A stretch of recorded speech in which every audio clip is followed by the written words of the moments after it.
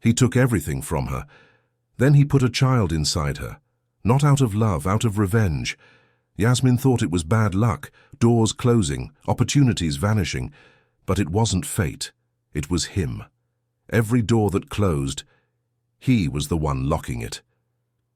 Before I tell you how this millionaire destroyed her life, leave your like, subscribe to the channel, and tell me in the comments which city you're watching from. Because when she finally learned the truth, it was already too late. She already belonged to him. The elevator stopped on the 30th floor. Yasmin felt her stomach drop. This wasn't first-day anxiety. This was older, darker, a warning she chose to ignore. The steel doors slid open, silently, black marble, smoked glass, a silence that felt like a grave. The secretary didn't look up. "Miss Yasmin, the president is waiting." Yasmin adjusted the folder against her chest, like a shield, a useless one. 3 months ago. She slept in a 2-bedroom apartment any time. She had a fiancé, a cousin she called a sister, a life. Now, everything she owned fit inside a carry-on bag, and her bank account was bleeding red. The double doors opened. No sound. And Yasmin's world collapsed for the second time.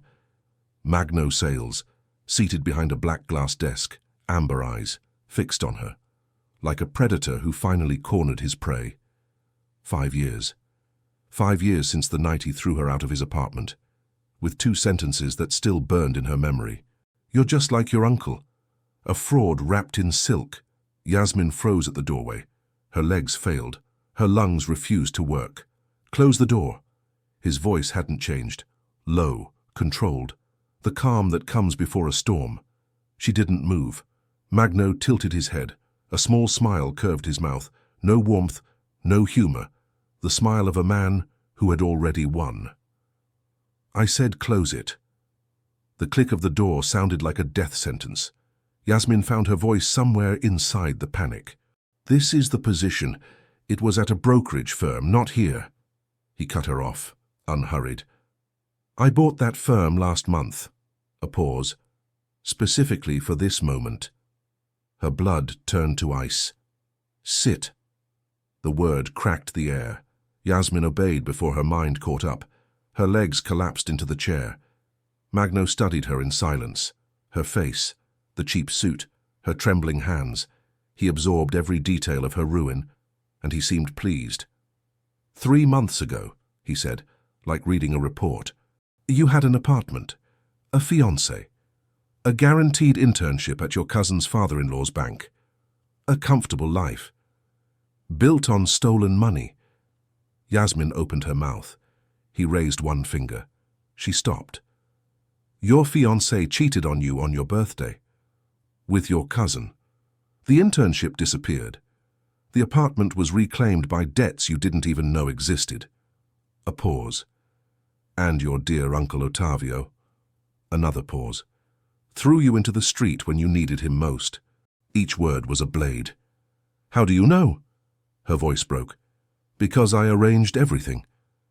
The world stopped. The room spun. The air became too heavy. "What?" Magno stood up, walked around the desk. Slow steps, calculated, designed to terrify. "Your fiancé didn't cheat by choice." He stopped beside her chair. "I offered him something better. Your cousin was just the bonus." Yasmin tried to stand. Magno's hand slammed onto the back of the chair, pinning her down.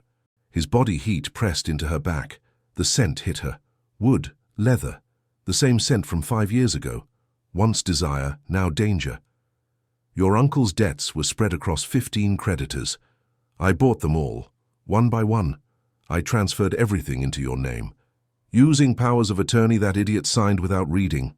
His voice dropped, a whisper against her ear. "You owe me 4 million reais, Yasmin." The deadline was yesterday. She turned her face, met his eyes inches away. Cold, precise, merciless. The Magno she loved. The man who kissed her like the world was ending. He never existed. "Why?" The word came out strangled. Magno stepped back, returned to the desk, picked up a black folder, dropped it in front of her. Open it. Her hands shook. 3 attempts.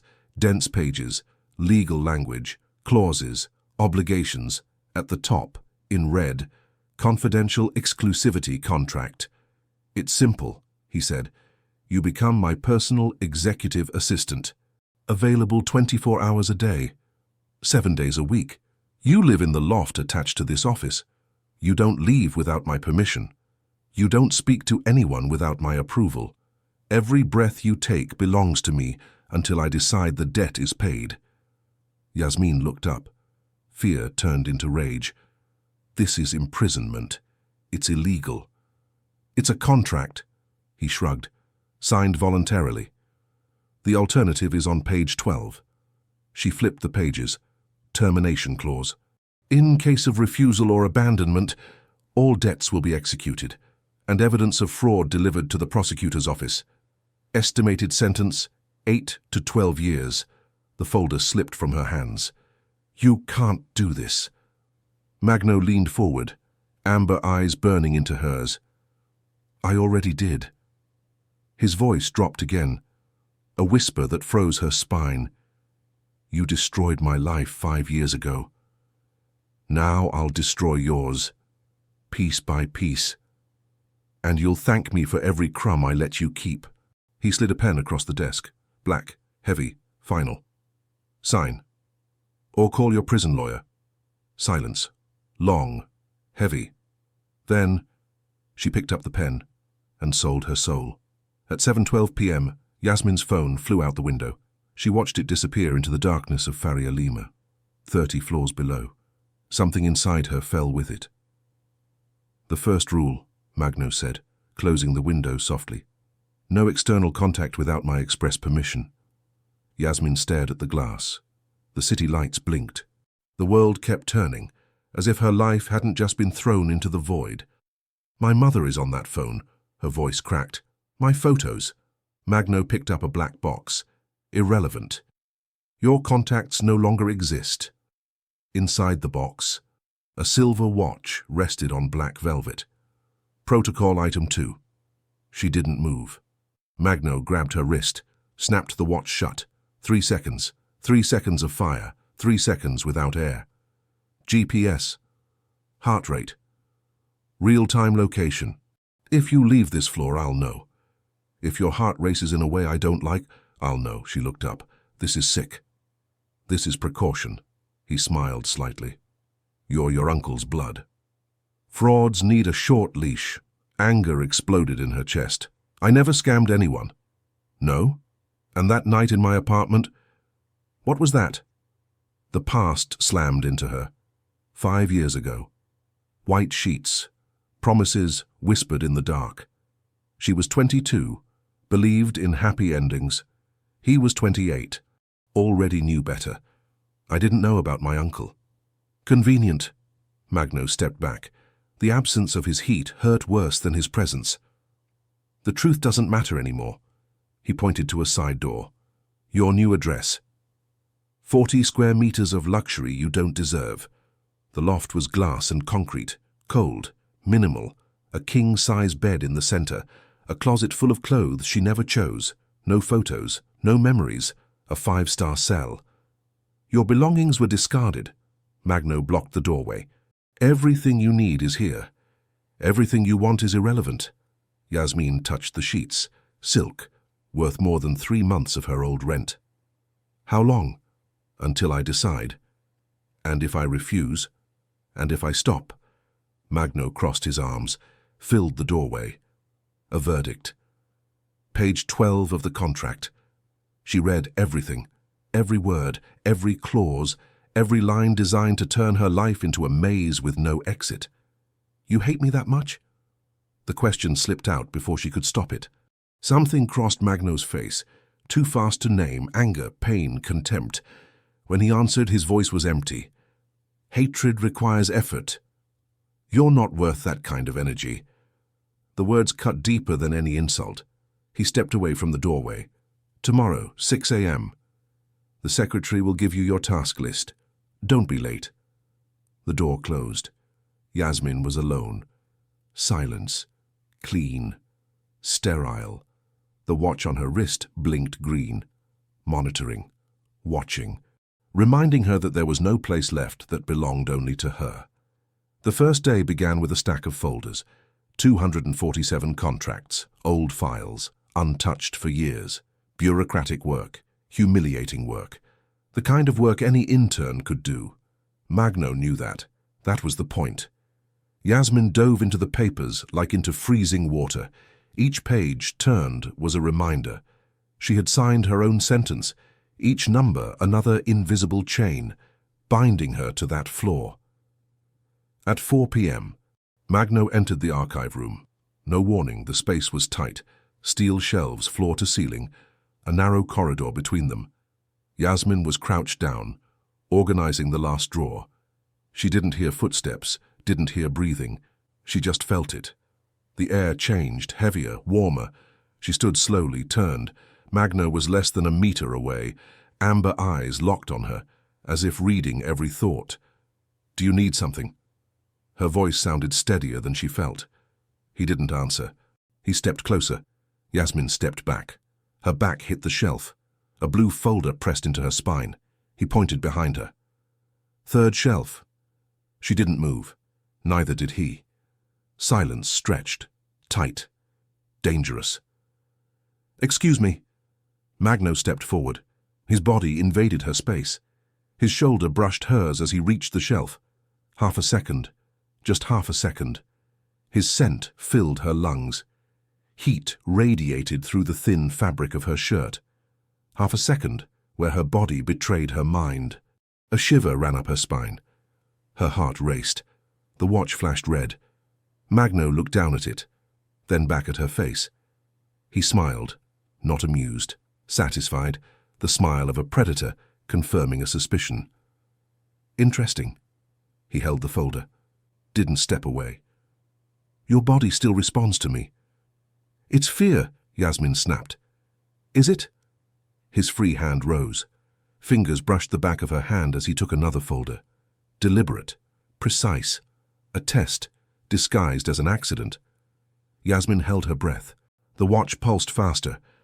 "Fear doesn't do this," he said. He leaned in, his mouth near her ear. "Fear paralyzes. This is something else." He stepped back before she could speak, walked to the door, stopped at the threshold. "Starting tomorrow," he said, cold again. "You work in my office. I need to watch you more closely." The door closed. Yasmin stayed there, pressed against the shelf, heart pounding, body burning, pride shattered. The watch kept flashing. Red, red, red, exposing everything she wanted to hide. The message arrived at 3 a.m. Yasmin didn't see it. She was asleep, exhausted. 12 hours of work Magno would never review. But he saw it. He saw everything. The 30th floor security system intercepted all signals. Messages, emails, intercom calls. Everything passed through him. The sender was a disposable number. The text was short. "My niece, I know where you are. Hold on, I'll get you out." Magno read it once. His jaw locked. Twice. His fingers crushed the phone. The third time, he smiled, the smile of a man who had found what he wanted. Yasmin woke to the loft door opening. No knock, no permission. The lock simply gave in. Magno entered like the space, like she belonged to him. Technically they did. "Get up." The tone allowed no debate. She blinked against the light. The clock read 6:15, 15 minutes before the alarm. "What did I say?" "Get up." She obeyed. The silk pajamas he had chosen suddenly felt too thin, too revealing. Magno's eyes traveled down her body, slow, unashamed, an inspection. She felt naked. "Office, now." He turned away. Yasmin put on a robe and followed, her heart already racing. The watch had surely noticed. The main office was bathed in blue dawn light. Sao Paulo woke up on the other side of the glass, indifferent. Magno stood with his back to her, hands in his pockets, tension under the suit. Close the door. She did. The click sounded like a gunshot. Your uncle sent a message last night. Her blood froze. I know you didn't see it. He turned, eyes dark, dangerous. The system intercepted it, she swallowed.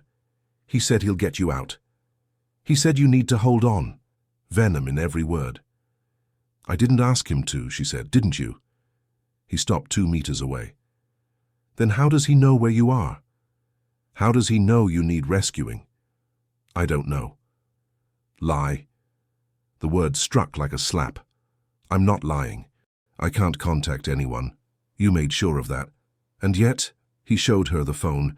He knows exactly where you sleep. The message hit her hard. I didn't do this, she said. I swear. You swear. He put the phone away. You swore many things 5 years ago. You swore you loved me. The past cut deep. I did love you. No. He stepped closer. 1 step. You pretended. 2. So well I almost believed you. Magno. And now? Another step. Pretending again? Playing the victim while feeding your uncle information? I didn't tell him anything.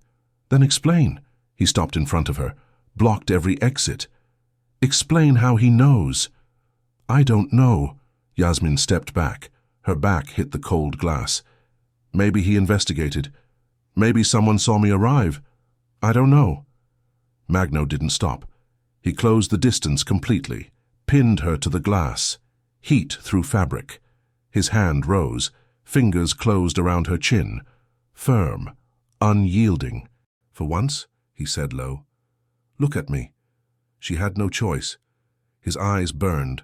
Anger, suspicion, and something else. Something he couldn't hide. Do you think I'm a fool? His voice dropped, a rough whisper.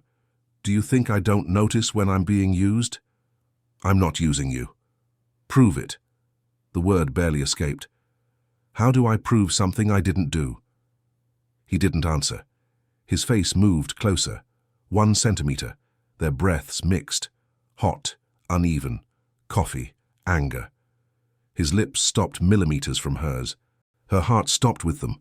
The world froze. I've destroyed empires for less, he whispered. Ruined men who didn't come close to betraying me like you did. His eyes dropped to her mouth, lingered. His thumb slid, brushed her lower lip. A threat, disguised as a caress. I should hate you. The words sounded forced. I should feel disgust every time I look at you. Yasmin couldn't breathe. Her body burned. And what do you feel? The question escaped. Silence. Long. Heavy. Then he stepped back. Abrupt, complete, as if her touch burned him. Cold air rushed in. Yasmin almost fell. Her legs failed. Magno walked to the desk. Didn't look back. From today on, he said, you don't leave my sight. Not to sleep. Not to breathe. Do you understand? Yasmin was still pressed against the glass, heart pounding, lips tingling from the ghost of a kiss that never happened. Do you understand? Yes. The word came out rough, broken. Magno finally turned. His eyes scanned her, the wrinkled robe, uneven breathing, the flush staining her neck. He smiled, the cruelest smile she had ever seen. Good. He pointed to the side door. Go get dressed. We have an event tonight. What event? His smile widened. The kind where I show the world that you belong to me. The red dress arrived at 6 p.m. No tag, no note. Just a black box. Delivered by a silent messenger. Yasmin unfolded the fabric on the bed and understood the message. Backless, down to the base of her spine. A slit climbing far too high. A second skin of silk, designed to pull every eye to her, to prove what he had taken.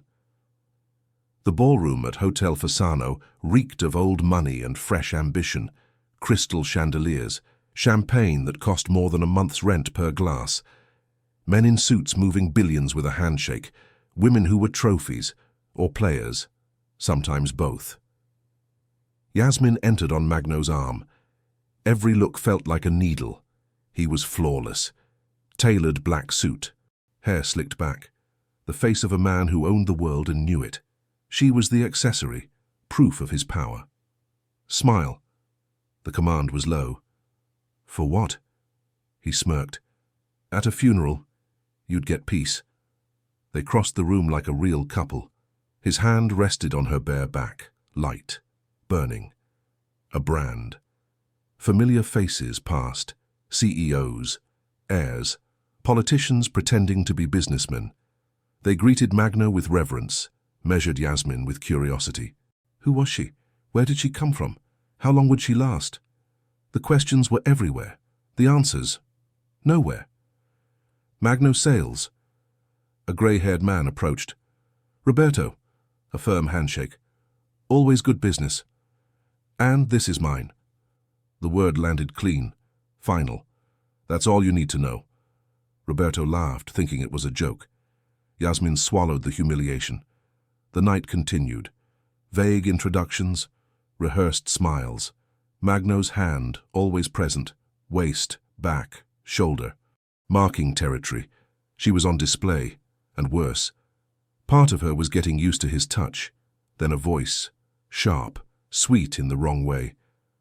Yasmin, is that really you? Her blood froze. Rebecca, the cousin, blonde, tanned, gold dress worth twice Yasmin's monthly income.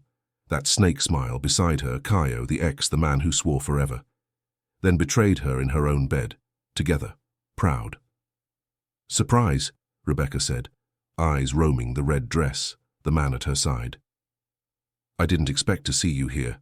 I thought you disappeared. The meaning was clear. I thought you sank.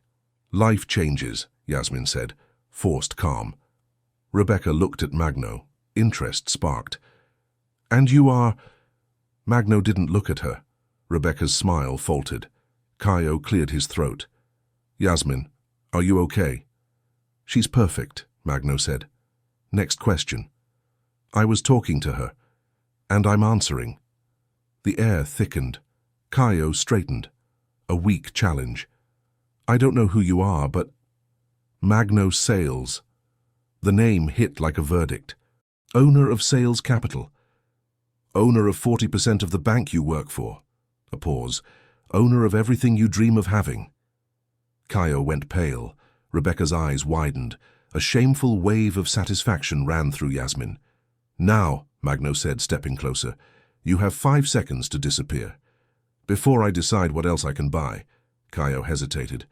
Rebecca pulled him away. Let's go. Defeated, humiliated. They vanished. Yasmin should have felt victorious. She felt empty. You didn't need to do that. Her voice was low as they walked to the terrace. Magno waited until they were alone. Cold night air, São Paulo glittering below. I didn't do it for you. Then why? He turned, eyes sharp in the dark. Because no one touches what's mine. Not with words. Not with looks. His hand gripped her waist. Possessive. You misunderstood. This wasn't rescue. He pulled her in. Bodies collided, heat through silk. This was possession.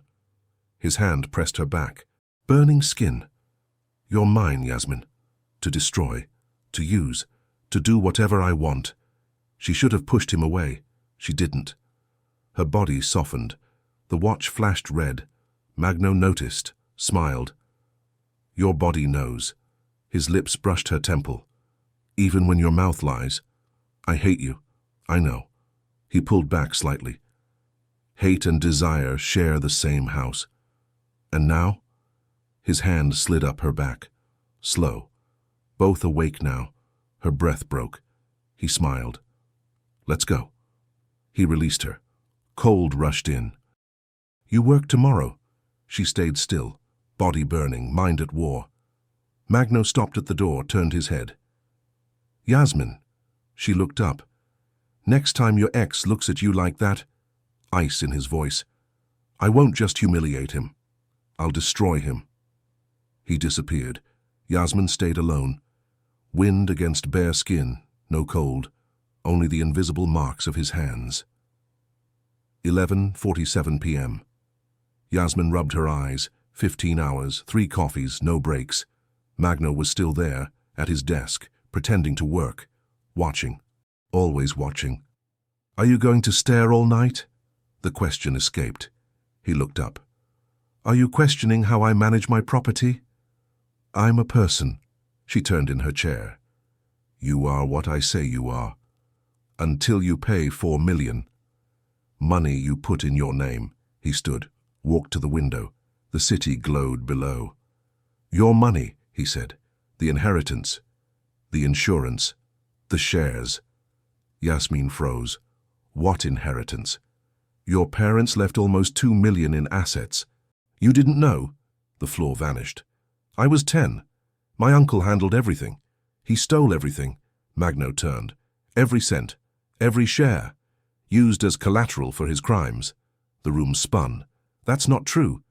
Why do you think you owned nothing?" He stepped closer. "You were an heiress, and he made you poor." Tears came. "You're lying. I have documents, fake powers of attorney, ghost accounts, the full trail." She stood, legs shaking. "Why tell me this? So you know who your real enemy is. You destroyed my life. I collected a debt. Your uncle created it. I just executed it. You took everything. I took crumbs." He advanced. "You lived 27 years inside his lies. 27 years. Manipulated by a man who killed her future before she even knew she had one." Yasmin stepped back. Her spine hit the desk. "And you?" Her voice cracked. "Are you any better? You trapped me here. You humiliate me every day. You treat me like an object, a breath. I never lied to you. You hate me for something I didn't do. I know." His shout sliced the air. Silence followed, heavy, deafening. Magno was less than 1 meter away now, irregular breathing, fists clenched, the control he wore like armor finally cracking. "I know you didn't know." The words came out forced, ripped from him. "I know you were just a 22-year-old girl who trusted the wrong people. I know you loved me for real back then." Yasmin stopped breathing. "Then why?" A pause. "Because knowing changes nothing." He took the last step. His body invaded her space, heat through fabric. "Because every time I look at you, I remember the moment I found out. The betrayal, the humiliation, feeling like the idiot who fell into a trap. I wasn't a trap. You were, even without knowing." "Yes." His hand rose, touched her face. Not rough this time. Almost reverent, almost tortured. "You were too perfect." His thumb slid over her wet cheek. "Too sweet. And I was too blind to doubt." Her breath failed. "Magno." He leaned in. His nose brushed hers. "Don't speak. If you speak, I'll remember why I should hate you." The air vanished between them, his lips millimeters away. Warm breath, her scent. Jasmine. And something else. Poison. Or antidote. She closed her eyes, waited. The world held its breath. Then he pulled away, sudden, violent, like tearing skin from fire. Yasmin opened her eyes. The cold of his absence hurt more than any insult. He had turned his back, shoulders rising and falling, breathing in chaos. "Go to sleep." The order came out ruined. "Magno," I said go. She didn't move. Seconds dragged. He turned. His eyes were dark, dangerous, and beneath the rage, something she had never seen. Fear. Fear of what? She didn't know. "If you don't leave now," his voice was a blade, "I'll do something we'll both regret." She swallowed. Her body screamed to stay, to cross the line. Her mind won. She walked to the loft door, stopped with her hand on the handle. "You feel something." Not a question. "Under all this anger, you feel it." He didn't answer. She opened the door, crossed, closed it behind her, leaned against the wood. Her heart slammed so loud she was sure he could hear it.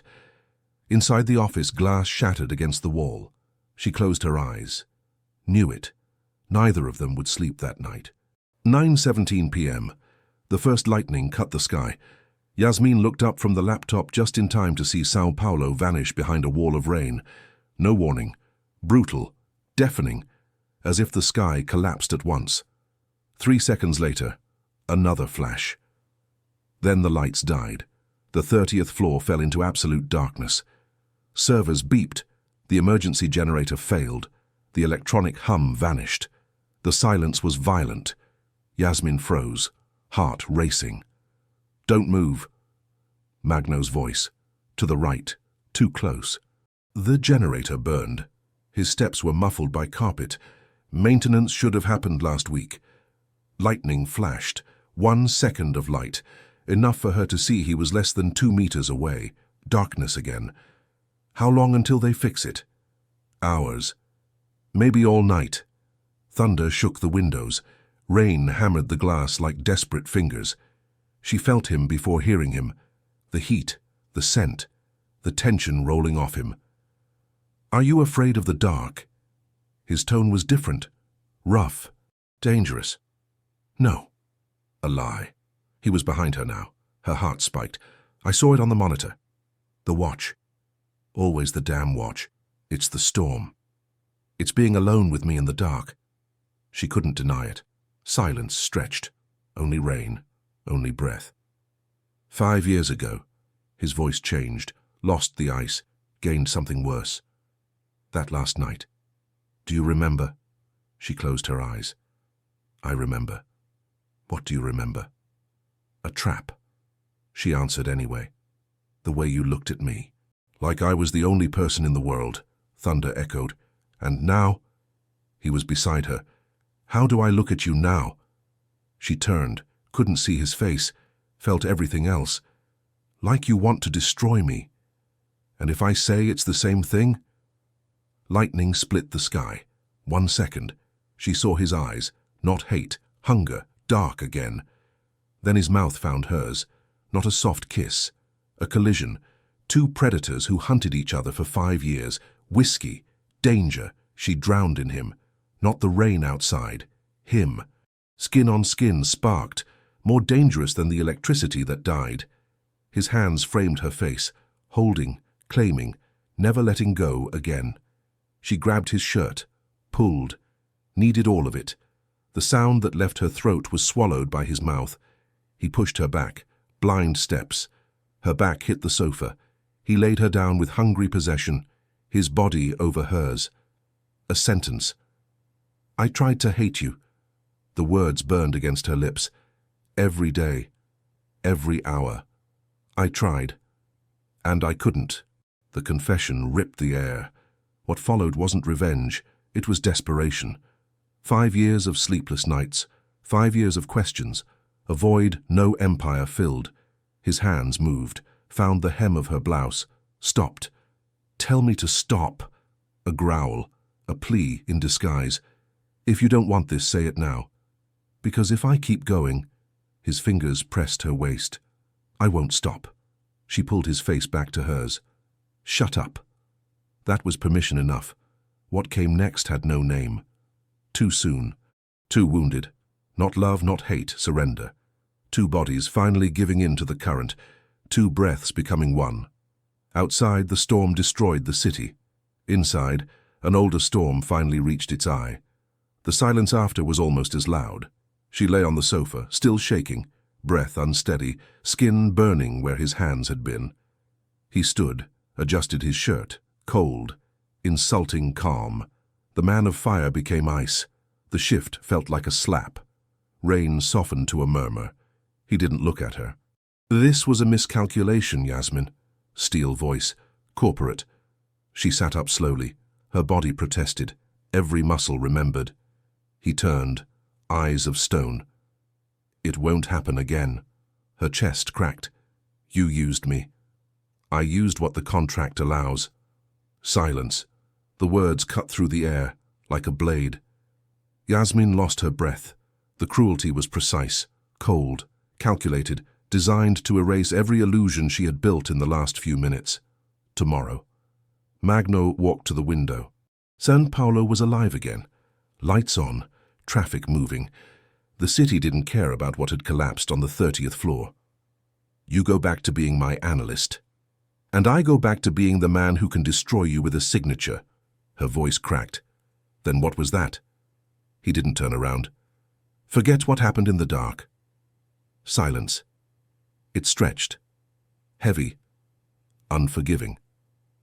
Yasmin waited. For a crack. A flaw. Any sign that he felt something more than strategic regret. Nothing came.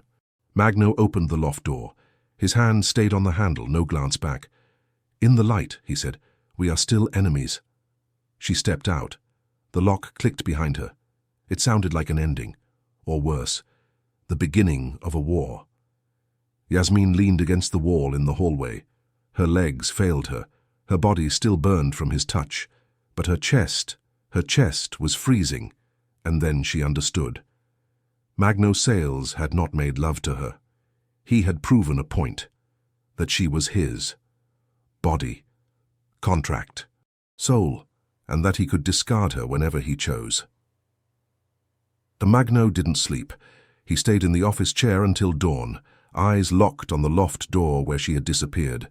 The whiskey glass never moved, the ice melted, the liquid warmed. He stayed still. Her scent was still on his skin. Jasmine. Heat. Surrender. Every time he closed his eyes, he saw her face in the dark, felt her body arch against his. He heard the sound she made when she finally stopped resisting. Damn it. 5 years building walls, 5 years turning anger into steel, 5 years swearing she would never get close again. One storm, one night, everything collapsed. The sun rose at 6:14. Magno watched São Paulo wake up. Buildings gained color, traffic pulsed, life continued. As if nothing had changed, everything had changed, and he needed control back. Akasa. Yasmin arrived at the office at 7 a.m. empty. Magno's desk was perfect. No glass, no papers out of place, no trace of the night before. Her heart sank. The black leather sofa sat where it always had. Clean, professional, no mark, no proof. Maybe she had imagined it. "Quarterly reports are on your desk." The voice came from the hallway. Cold, distant. She turned. Magno stood in the doorway. Perfect suit, hair slicked back, a face carved from stone. His eyes passed over her like she wasn't there. "I need the analysis by noon." No greeting, no acknowledgement. "Magno, Mr. Sales." The correction cut deep. "This is a workplace." The air left her lungs. "You're joking." "I don't look amused." Their eyes met. For 1 second, just one, she saw something beneath the ice. Pain. Fear. Gone. "Noon," he said. "Don't make me wait." He walked away. Yasmin stood frozen. Her body shook. Humiliation burned worse than any insult, after everything. The day dragged like torture. Magno never looked at her directly. If she entered a room, he left. If she spoke, he answered through his assistant. If they crossed paths, he passed through her like she was air, invisible, used. Yasmin buried herself in reports. Numbers blurred. Letters swam. Nausea hit at 10. Light. She ignored it. At 11, stronger. The room tilted. Stress, she told herself. Lack of sleep. Bad food. Pressure. Just the body collecting payment. Magno didn't look at her. But he watched. 16 cameras in the office. 4 pointed at her area. Live feed on his laptop. He called it surveillance, control. A lie. Every time she touched her forehead, he zoomed in. Every time she closed her eyes too long, he held his breath. Something was wrong. Her color was off. Her movement slow. Not the woman he remembered. Remembered. The word burned. He stood before thinking. Yasmin swayed, grabbed the desk. The world tilted. "Don't move." His voice came from too close. Strong hands on her shoulders, firm, controlled. But they trembled. Why were his hands shaking? "What did you eat today?" "Coffee." "Only coffee?" She tried to focus. Everything spun. A curse slipped from his mouth. Low, contained. "Are you trying to pass out in my office?" The anger was almost comforting. Better than indifference. "Why do you care?" The question escaped. He froze. For a moment, Masks fell. Then the armor snapped back. I don't. I care about productivity. Sick employees are a loss. His hand touched her forehead. 3 seconds, the world steadied. You're cold, he said. Concern disguised as analysis. I'll have food sent up. You'll eat. Then you'll rest. It's an order. She wanted to fight. She couldn't. And part of her hated herself for feeling warmth because he was paying attention. Magno shut his office door, leaned against it. Her cold skin still burned on his palm. He grabbed his phone. Dr. Mendez, I need a private consultation. Today at my office. Pause. No, not for me. Dizziness, pallor, nausea. Another pause, his jaw tightened. No, he said too fast. Impossible. Just come. He ended the call. The doctor's question echoed.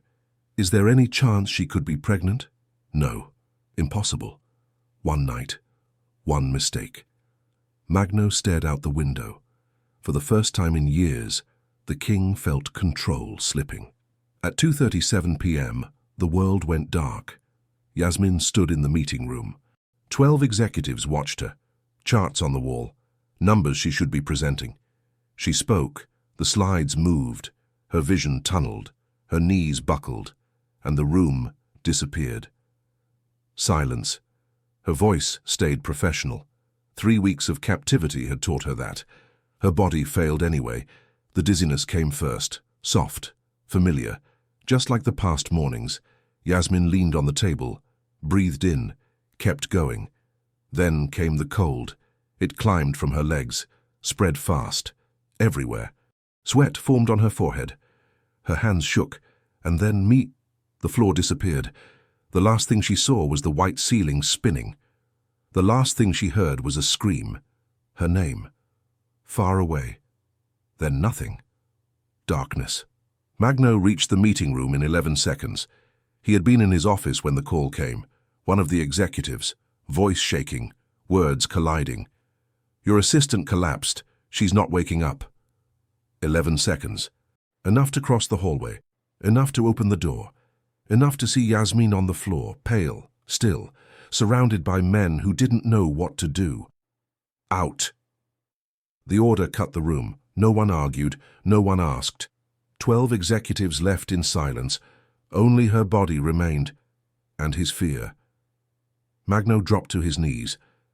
The same hands that signed billion-dollar deals without shaking were shaking now. Cold skin, weak pulse, still there. Yasmin. Nothing. Yasmin. Wake up. Nothing. Panic exploded in his chest. Raw, primitive, the kind money can't protect you from. He lifted her, too light, too fragile. Her body collapsed against his chest like something broken, something inside him cracked. He crossed the office floor, didn't care about the looks, the whispers. The CEO carrying his assistant like she was the most precious thing in the building. He didn't see them, only her. The loft was cold. He laid her on the bed, grabbed his phone. Dr. Mendez, now. Hung up. 15 minutes, the longest of his life. She didn't wake up, breathing shallow, skin still pale. He sat on the edge of the bed, held her hand, denied gesture, automatic. His thumb drew slow circles on her skin. The same motion from 5 years ago, when she slept in his arms and he stayed awake just to watch her breathe. Damn it. Why did she still do this to him? Why did the thought of losing her still feel like the end of the world? The door opened. Dr. Mendez entered, grey hair, 60 years old. The kind of loyalty money buys. How long has she been unconscious? 20 minutes. The doctor worked in silence. Vitals, pupils, tests. I'll need blood. Do it. The needle went in. Blood came out. She didn't move. Preliminary results in an hour. He packed his tools. Vitals are stable.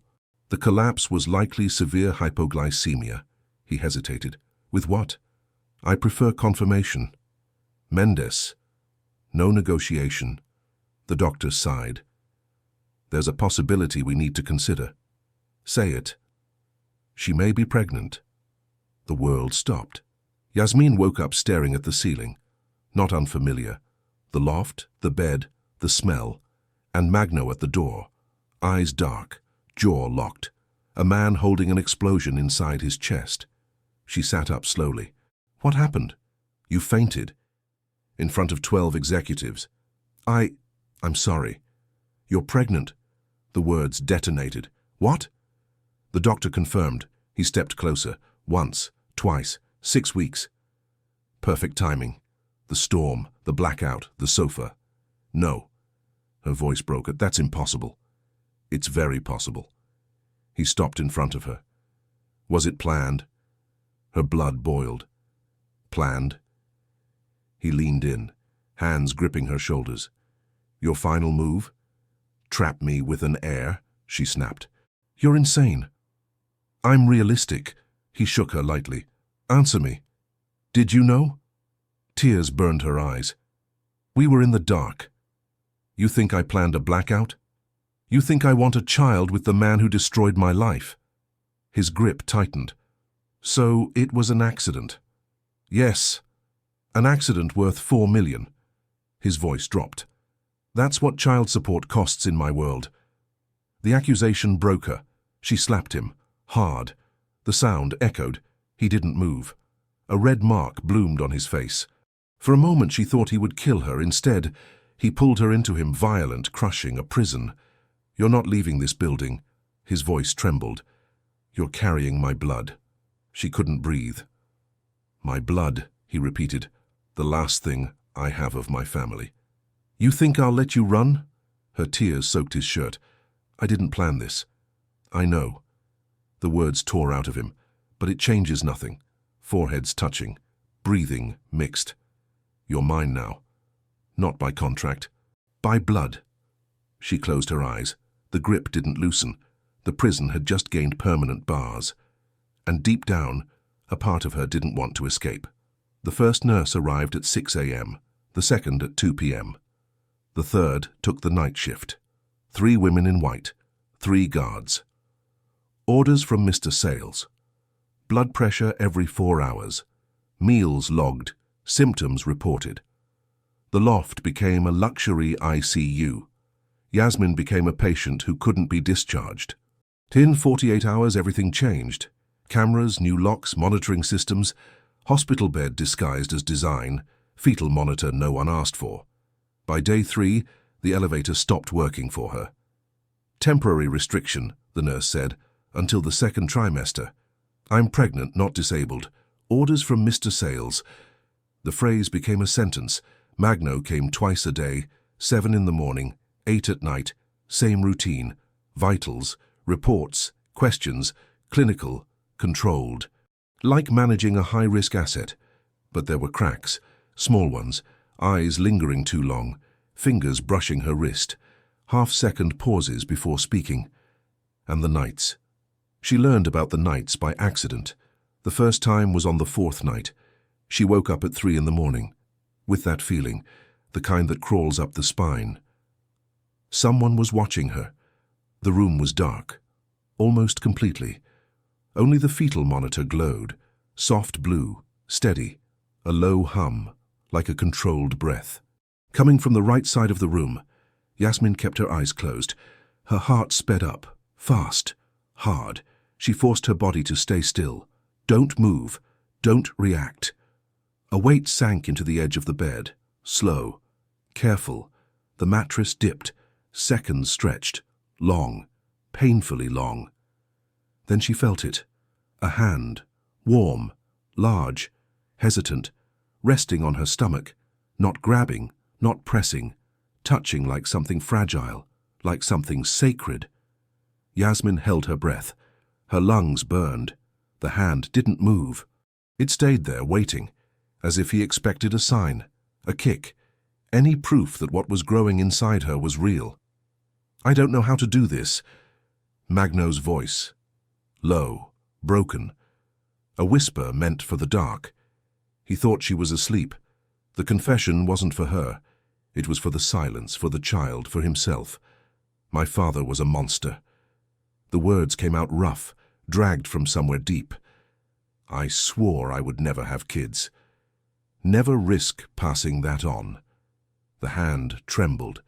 just slightly. And now you exist. And I don't know if I'll protect you or destroy you. Silence, heavy, thick. The hand stayed. Yasmin felt something hot slide from the corner of her eye. A tear. She didn't let it turn into a sound. Minutes passed. Then the weight lifted. Footsteps moved away. Slow, controlled. The door closed. No noise. She opened her eyes. The ceiling blurred, and for the first time since arriving in that building, she wondered if the monster holding her captive was also a victim. The night visits continued, every night. Between 2 and 4 a.m., always the same pattern. Magno entered quietly, always believing she slept, always touching her stomach, the same hesitant reverence. Sometimes he spoke, sometimes he stayed silent. Yasmin never revealed the truth. Those moments were the only cracks in the empire. The boy with a violent father, the heir who swore to break the cycle, the CEO who built walls so high he forgot how to climb down. But empathy didn't erase reality. She was still a prisoner, and prisoners need to study their cells. The laptop was a flaw, a rare one. Magno had thought of everything: cameras, nurses, locked elevators, but the computer on the desk, left there for movies, distraction. It was connected to the sales capital network. A mistake or arrogance. Yasmin waited until 1 a.m. The night nurse always dozed off. Midnight to 2. Magno only came after 2. 1 hour. That was her window. First night, she explored. Public folders, reports. Nothing worth the risk. Second night, she found a password-protected folder. Archived. Personal. She tried obvious dates. His birthday, company founding. Nothing. Third night, she typed, Yasmin 2019, the year they met. The folder opened. Her heart stopped. Hundreds of files, documents, photos, investigation reports, all organized, all labeled, names that froze her blood. Santos Estate. Ottavio debts. Accident, 2007. The year her parents died. Her fingers shook. She clicked. Autopsy reports, car wreck photos, forensic files, and then a document that should not exist. Insurance invalidated. Fraud confirmed. She opened it. The first lines destroyed her world. Forensic analysis confirms. Brake lines were tampered with. Accident was intentional. Primary suspects. Direct beneficiaries of insurance and inheritance. Direct beneficiaries. Her uncle, Ottavio Santos. Below that, a scanned handwritten note. Check connection to sales capital. Company acquired Santos family assets 3 months after the accident.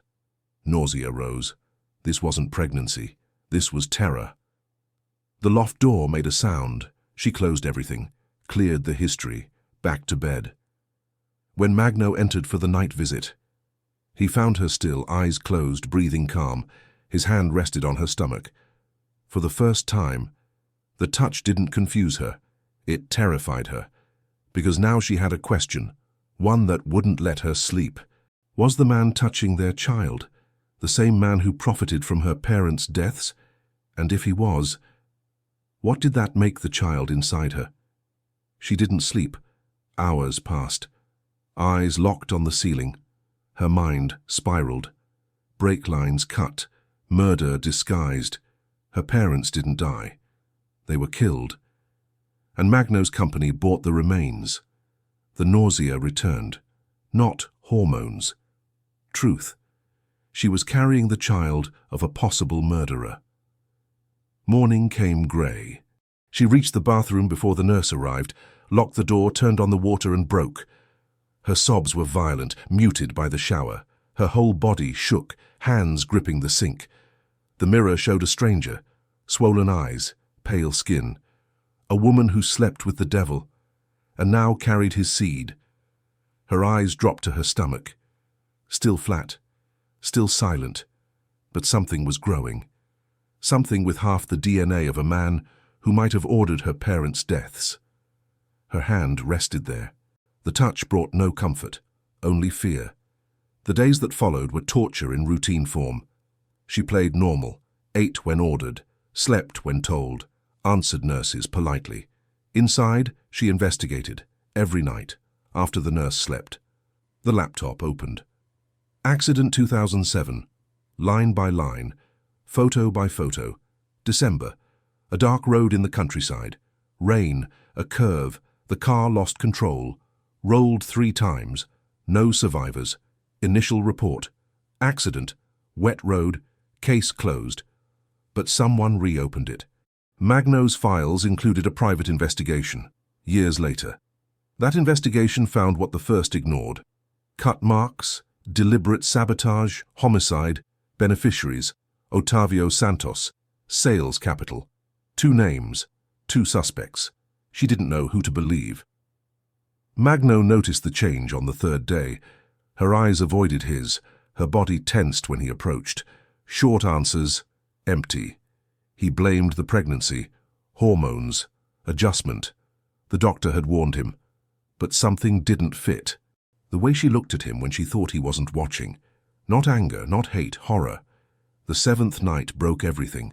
8 p.m. as always. The nurse left. As always. Silence. Yasmin sat on the bed, hands over her stomach, eyes on the wall. He stopped in the middle of the room. You didn't eat properly today? Not a question. No appetite. You need to eat. I know. Flat. Dead. The voice of someone holding something too big. Magno frowned. What's going on? Nothing, Magno. I said nothing. He stepped closer. Careful, like approaching a cornered animal. You barely look at me. You barely speak. This isn't the pregnancy. He stopped beside the bed. If something is wrong, stop. The word cut him. Sharp. He studied her face, found walls. So what is it? Silence. He sat down slowly. His hand lifted, reached for her face. The familiar gesture. The touch disguised as medical concern. His fingers brushed her cheek. Yasmin recoiled. Not subtle. Violent. Her back hit the headboard, eyes wide. Something he had never seen before, revulsion. Don't touch me, her voice broke. Magno froze. What? I said don't touch me. She curled inward, arms crossed over her stomach, protective, desperate. Don't come near me. Yasmin. What? Her eyes burned. Her voice shook. Did you kill my parents? The scream tore through the loft. Sharp, raw. Magno stopped breathing. The world stopped with him. What? Her voice broke. The tears came hot, violent. I found the files. The reports. The tampered brakes. Your company buying everything. 3 months later. The color drained from his face. How do you answer that? She stood up. Her legs shook, barely holding her weight. Did you kill them? Did you sabotage their car? To steal their inheritance? Yasmin, listen. Answer me. The second scream cracked the air. Magno didn't move. Frozen. His expression unreadable. Eyes darker than she had ever seen. You read the files. His voice was low, controlled, dangerous. But you didn't read all of them. I read enough. You read what you wanted to see. He stepped forward. She stepped back. You saw that my company bought the assets. You didn't see why. It doesn't matter why. It does. Another step. If you had read to the end, you would know I bought them to protect them, not to steal. Yasmin hit the wall. Nowhere left to go. Lie. Your uncle was selling everything. For nothing. Every property. Every share. Every dollar that was yours. Magno stopped a meter away. I bought them to preserve them. I stored them. In an account. For you. When you turned 25. The information didn't fit. It broke the story she had built. Then why didn't I know? Because your uncle found out first. His jaw locked. And he struck before I could tell you. Silence. Her tears kept falling. Her breathing slowed. Something shifted. Doubt. And the brakes. Her voice was weak. You knew they were sabotaged. I found out later. His eyes burned. I paid for the second investigation because I wanted the truth. Just like you do now. He took a breath. Deep. The truth is, your uncle's name appears everywhere. Insurance beneficiary, executor, seller. The words hung in the air, heavy, final. I didn't kill your parents, Yasmin. His voice cracked. But I know who did. And it's the same man trying to take you from me. Her legs gave out. She slid down the wall, crying. Not anger, not relief, something worse. Because if Magno was telling the truth, the monster who raised her was the one who destroyed everything. And if he was lying, then she was trapped with the devil, with no exit. The phone came hidden in a vitamin box. Morning nurse, routine delivery, medical recommendation, nothing suspicious. Alone, Yasmin opened it. Between the bottles, a small black phone, disposable. Her heart raced. A message blinked. My niece. I have proof. He killed your parents. I can save you. Call when you're alone. Her hands shook. She should have thrown it away. She didn't. The first call happened at 2 a.m. The nurse slept. Magno hadn't arrived yet. A narrow window. She dialed. Yasmin. Ottavio's voice. Sweet, warm. The same voice that lied to her for 18 years. Thank God you're alive. Listen, my angel. I know he filled your head with lies, but I have proof. What proof? Bank transfers, contracts, signed before the accident. His voice dropped, urgent. He planned everything. He knew they would die. Her blood froze. That can't be true. I'll send everything. Photos, audio. You'll see. Pause. But you need to leave. He's dangerous. If he finds out you know... The sentence died. She hung up, shaking. The files arrived over days. Photos, documents, contracts, signatures that looked like Magno's, dates that matched, amounts that made sense, and an audio. Distorted, but recognizable. The Santos are a problem. Problems get solved. Understood. She listened 15 times, each time colder, each time the doubt bit deeper. Magno lied. His explanations were manipulation. Who was the real monster? The escape plan was simple. Ottavio sent instructions. Wednesday, 3 a.m., emergency stairs unlocked. A man inside security. A car waiting. 15 minutes. Freedom. The word tasted false. At 2:55, she left the bed. The nurse slept. The loft was silent. She left the watch behind. The damn watch. First time invisible. The stair door opened. Concrete steps. 30 floors. Bare feet. Her heart thundered. The garage door appeared. She pushed and froze.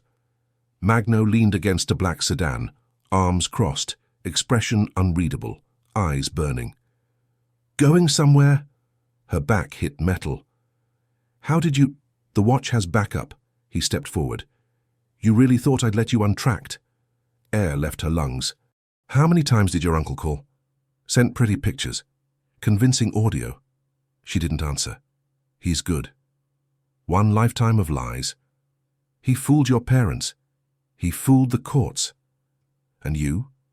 Her voice found strength. You didn't fool me. I imprisoned you. I humiliated you. I did things I'll carry forever. His eyes burned. But I never lied about who I am. The documents are fake. Fabricated. The audio is edited. The signatures forged. He spent 5 years building that file. For this moment. Why should I believe you? Because he killed your parents. The sentence exploded. He cut the brakes.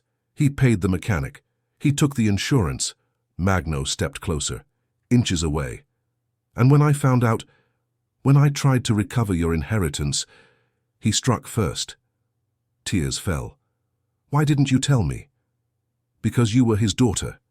His voice broke. You'd believe him. Not a stranger. Silence. The truth hurt more than lies. That car outside, Magno pointed. It's not rescue. It's kidnapping. He needs you alive. Just long enough to sign. Tires screamed. An SUV rushed down. Lights off. Men jumped out. Guns raised. Magno moved. Pure instinct. He slammed into Yasmin, pushed her behind a concrete pillar, covered her. The first shot hit the sedan, the second shattered glass, the third missed his head by inches. Stay behind me. His voice was raw, urgent. She couldn't breathe. His weight crushed her. Gunpowder filled the air. Chaos exploded. But she only understood one thing. He was using his body as a shield. The man who broke her was ready to die for her. Sirens, shouting. Security arrived. The attackers fled. Silence returned.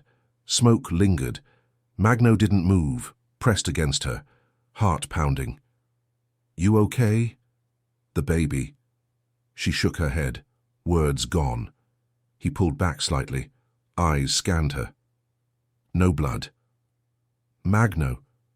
I should have told you. His hands held her face, trembling. I should have trusted you. Why didn't you? Silence, breathing. The answer hung between them. Because trust is the one thing I don't know how to do. Her voice collapsed. The words barely survived her throat. Tears fell. They mixed with his hands, warm, uncontrolled. Magno didn't pull away. He didn't speak. He let the silence answer first. Her shoulders shook. My uncle. He really killed them. My parents. He stole everything. And now he wanted to use you. One last time. Magno lifted his hand. His thumb wiped a tear. Slow. Careful. It's over. The police are coming. All the evidence is being delivered. He will never touch you again. Her body gave up. The knees failed. The strength vanished. Everything collapsed at once. Magno caught her. Before she hit the ground, he held her there, on the cold concrete, a garage that smelled like gunpowder, like fear, like truth. And there, on that floor, Yasmin finally understood. The man who kept her prisoner was the same man who had just risked his life for her and for the child growing inside her. The villain of the story was the only one who never lied about being a monster, and the uncle who raised her with kindness was the demon who destroyed everything. Ottavio was arrested at 6:43 a.m. Yasmin watched from the window. 30 floors above the city. Police cars surrounded the building. Sirens cut the morning air. Officers entered. 15 minutes later, a man with grey hair walked out in handcuffs. Her uncle, the man who raised her, the man who killed her parents, the man she called family for 18 years. Nausea hit hard. It wasn't the pregnancy. It was her soul rejecting 18 years of lies. Those cuffed hands were the same hands that taught her how to walk. That voice, the one that sang her to sleep, was the same voice that ordered her parents' death. Her hand flew to her mouth. Her stomach twisted. Her whole body trembled. For a moment, she thought she would fall. Ottavio lifted his eyes. Just before entering the police car, 1 second, only one, it felt like he was looking straight at her, at the building, at the niece he destroyed, and tried to destroy again. Yasmin didn't look away. She held his gaze. With the little strength she had left, the door slammed, the car disappeared into traffic, and Yasmin vomited.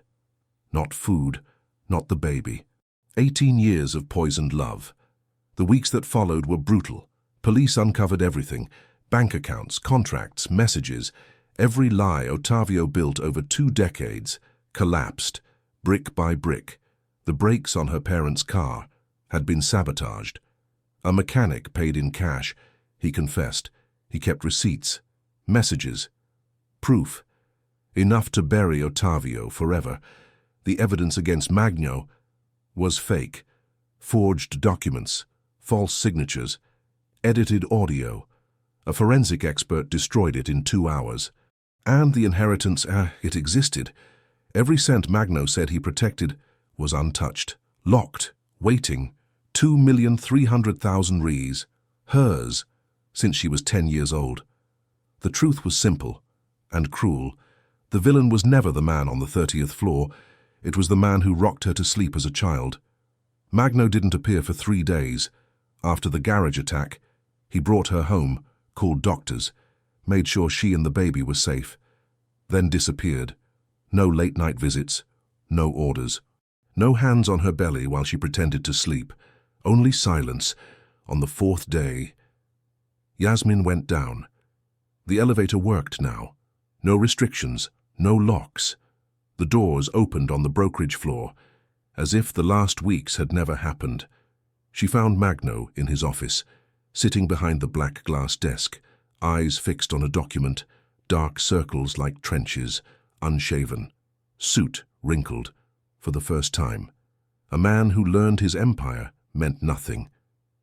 "You should be resting." His voice was rough. "Broken, no ice left. I needed to see you." He finally looked up. The exhaustion wasn't physical. It was something deeper. A man who spent 3 days facing himself, alone, without armor. "Why?" The word came out torn. "I destroyed your life, Yasmin. I imprisoned you. I humiliated you. I made you believe you were my property. You also protected me. That doesn't erase the rest." "No." She stepped closer. "But it explains it." Silence. Magno stood, walked around the desk. Stopped 2 meters away, the distance he used to control. There was no control now, only truth. "I loved you." 2 words. Heavy. "I loved you for 5 years. In a way that broke me." He swallowed. "When I discovered your uncle's scheme, I chose to believe you were part of it. It was easier. Safer. Easier to hate you than to admit I was stupid enough to fall in love. I wasn't the enemy. I know." His voice cracked. "I always knew. But accepting that meant accepting that I destroyed the only good thing in my life." She stepped closer. "Then why the contract? Why the prison? Why all of it? Because I'm a coward." The confession was raw. "I was afraid to lose you. If you were trapped by paper, you couldn't choose to leave. If you couldn't leave, I didn't have to face losing you." Tears came, from her, from him, from somewhere between them. "And if I choose to stay?" Magno froze. "What? If I choose to stay?" She stood in front of him. Her hand rose, touched his face, the first time she initiated contact. Not by contract, not by debt, by choice. "What do you do?" He didn't answer with words. His knees gave out. Magno Sales knelt, the man who crushed empires, on his knees, in front of her, hands trembling. They found her belly, protected it, and then he did something she never expected. He rested his face against her stomach, closed his eyes, stayed still, listening, not just to a heartbeat, but to permission, to a silent chance. "I don't deserve this." His whisper vibrated against her skin. "I don't deserve you." "I probably agree." She slid her fingers into his hair. "But I don't deserve more lies. No games. No contracts. No turning me into an object when you're afraid. It's over." The word landed like an oath. "Prove it." Magno stood, walked to the desk, opened a drawer, pulled out the contract, the iron pages, the chains. He returned, held it with both hands, and tore it. The sound was loud, dry, final, like a bone snapping back into place. He didn't just tear paper. He destroyed the barrier, page by page, piece by piece, chains falling to the floor, the monster dying, the father being born. Silence returned. "I don't want to own you." His voice was firm. "I want you free. Choosing me." Yasmin looked at the pieces, then at him. "I have conditions." "What are they?" "No secrets. No control. No treating me like an object." "Deal. I'm not done." She lifted her chin. "You will go to therapy. What we did, what we survived, doesn't heal with apologies. I know my worth. Something changed in his eyes. Respect. What else? You will love me as a partner, not as an owner. He stepped closer. That part, I already do. Then prove it. He kissed her. Not possession, not hunger, not dominance. It was quiet, deep, a kiss that asked nothing, only offered. When they separated, she rested her forehead against his. I'm still angry. I know. It will take time. I know. And if you hurt me again, I leave. And I let you. Because this time, she was free. His hand returned to her belly, reverent, afraid, hopeful. And this one? His voice shook. Will you let me be better? She covered his hand with hers. We'll learn together. He pulled her into an embrace. Not ownership, protection. Outside, São Paulo kept moving. Inside, two broken people began again. Not a fairy tale, something better, something real, something chosen. If this story touched you, like, subscribe, turn on notifications. He destroyed her life to own her. In the end, he knelt, and she chose to stay.